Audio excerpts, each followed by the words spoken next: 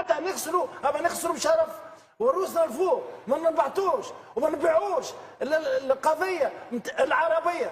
هما باعوا كل شيء باش يوصلوا للمستوى هذاك، نحن ما بعناش. احنا رانا عندنا اولويه الكرامه، هذا اولا. الحاجه الثانيه كان حبينا نوصلوا بين قوسين اللي وصلوا هما من غير ما نعطي عليه ما نحدد معناها نقيمه.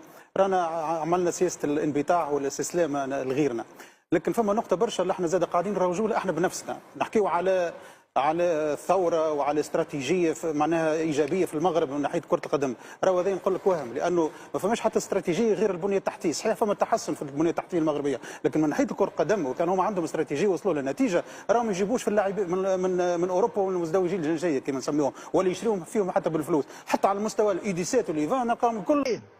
ما نستناوش في دروس من حتى حد. نحن سباقين في كرة القدم، سباقين في كل حاجة، سباقين. هما تعلموا من عنا نحن.